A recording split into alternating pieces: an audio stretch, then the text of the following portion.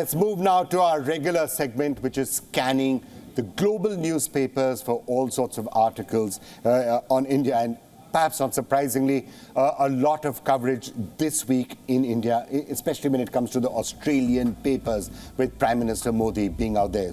So this week, for example, an article in the Australian discussing the growing relationship between India and Australia, acknowledging historical disengagement but emphasizing recent commitment. It noted the significance of the Indian Prime Minister Narendra Modi's visit to Sydney and the importance that India is increasingly placing on Australia politically, strategically, and due to the Indian diaspora. The article argued that while the US has shaped Australia's perspective, India does not need to be an identical ally to be a valuable partner. The article said, rather, the test for our partnership is a commitment to a common set of strategic interests in the Indo-Pacific, to be addressed by a dual-track approach, practical options for security and prosperity, while constraining the most malicious activities of Beijing across territorial encroachment, technological oppression, and foreign influence. Meanwhile, a report in Japan's daily newspaper, the Asahi Shimbun, points out that the meeting between the leaders of India and Ukraine on the sidelines of the G7 summit in Hiroshima had the potential to impact the relationship between India and Russia.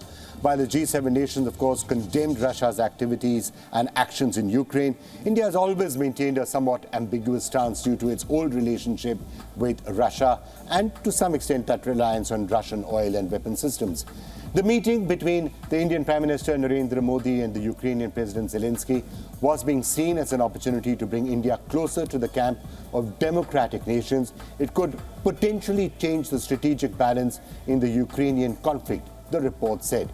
The report also noted India's role as a chair of the upcoming G20 summit in September, and it said it could provide an opportunity for the Indian Prime Minister to influence the peace process in Ukraine.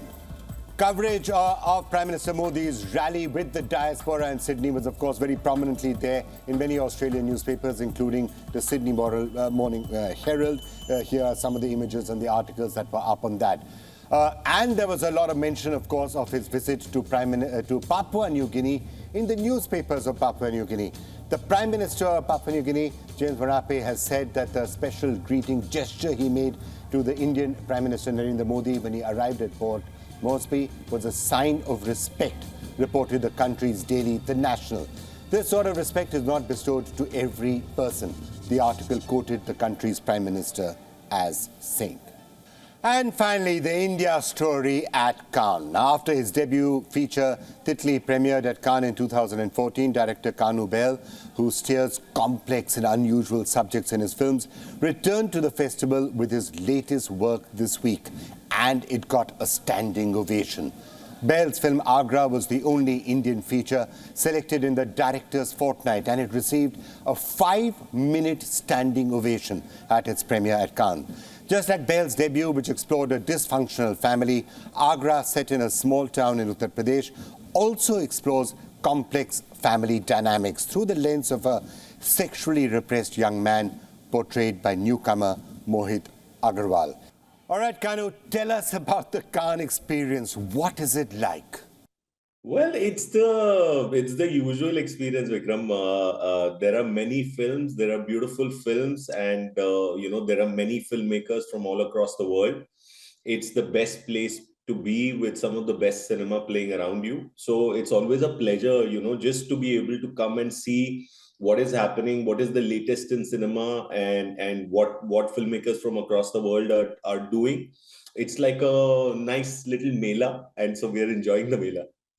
Okay, Kanu, talk to us a little bit about a film like Agra. The clear theme that you're looking out there, and it's a theme that you're familiar with, I guess, is the dynamics of families. How do families work, especially in small town setting? This clearly is a subject that seems to be very close to your heart. Yeah, I mean, Agra specifically, I think, is a film about sexuality and sexual repression. And it looks at the idea of physical spaces, the physical spaces that we inhabit. So it's about how our sexuality and our sexual lives affect the physical spaces that we live in, and how in turn the physical spaces end up affecting how we express ourselves sexually. So, it really got seeded from my growing up years in Delhi, early years in Patiala, Punjab, then Delhi, then later even in Calcutta as a young man growing up, I saw that there was not a lot of space around me. और फिर मुझे लगा कि मैं तो फिर भी थोड़ा privileged हूँ, you know, I'm still middle class, I live in a 3-bedroom house, but I saw so many stories around me, so many young boys, men struggling to express their sexuality and to express themselves with other women. And in many ways, you know, I sensed a certain repressed violence around this. And we've all been privy to that sort of those sort of bursts of violence in life around us over the last few years, especially since Nirbhaya, it's been in the spotlight. But we eventually have no insight into the lives of these men, into the lives of these boys. Also, especially because we live in such a deeply patriarchal society. And within the patriarchal society, now, given the whole Me Too movement and all that, it's become even more difficult for men to express themselves in a certain way, and to find articulation for what they might be feeling. Kanu, this crucial question that you address in Agra, the question of sexual violence. When it comes to something like rape, when it comes to sexual violence also within the family, it's a big story here in India. It needs to be told a lot more, discussed a lot more. A lot of people, after many of the rapes that have taken place out here, say it's linked to power dynamics. You seem to be saying it can also be linked to sexual repression, and that repression can be influenced by a lack of privacy, if I understand you correctly. Absolutely. Matlab, there can be a myriad reasons. There are probably hundreds of reasons, but I think I you know, when I started exploring, when I started writing the screenplay, I somehow felt like we needed a very human into understanding this person, however difficult a character this might be, however unacceptable, and whatever dastardly things he might end up doing. And I'm specifically here talking about Guru, the protagonist of Agra. I felt like we really needed to look at Guru from within, from inside, and try to understand what's really going on with him, to be able to have any hope of understanding sexual repression and violence, so that ये actually कभी खत्म करने का chance हो. Because after it happens, if we just other the person and say, अरे इसने ये कर दिया, अभी इसको बंद कर दो, then that's no point. We are never really truly going to be able to be any closer to solving it.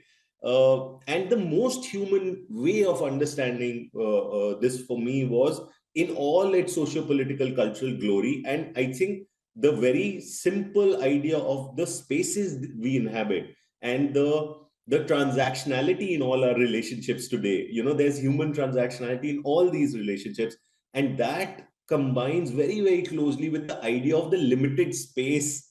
I mean, we are the most populous country in the world, or will be very soon, and we, compared to China, we have very little landmass. So we're just packed in like a tin of sardines, you know. Anyway, so yeah, so that's somewhere where I was trying to go and play with this. Kanu, now just to understand the dynamics of how the industry is increasingly moving, now you as a filmmaker, when you're making the sort of films that you love to make, these are not necessarily films that are designed for the mass audience. There used to be a time when people used to say, we want to make films that are meaningful, that are telling a certain story, popularly, I guess, called art cinema, and it is meant to be shown at film festivals. It's meant for places like Toronto or Cannes. Now, is that entire space opening up? Because presumably, many of these films could do well on OTT or Movie or other such platforms. Is that change started to meaningfully happen already or not yet? Or no? I'm not so sure, Vikram, to be honest. In fact, I feel somewhere the space is shrinking. Because anyway, cinema overall has taken, all sorts of cinema has taken a little bit of hit in the post-pandemic world. We are still recovering. Effect of that anyway goes towards art house cinema because it's not traditionally valued, and that to me is really the sad part, because there is very little space for any sort of nuanced, forget cinema, you know, in all forms of art. I think the most crucial thing that I'm observing as an artist is that the space for nuance is completely disappearing. And that harks back, I feel, to a much larger cultural problem, because the space for nuance in our culture is disappearing. I mean, we culturally, Indians were the most nuanced people on the planet. We were the ones who never had to take a position. We could say, "Acha, right wing mein ye acha hai, ye bura hai. Left mein ye acha hai, ye bura hai." And we used to we used to find great pleasure in being in the center. But now we live in times where you have to take a position. You can't be on either side. And I think the effects of that are being felt everywhere. And art just reflects life as it happens around you. Yeah, Kanu, you're preaching to the converted. I'm a journalist, and I remember the time when it used to be a virtue to tell an unbiased story and being balanced about it.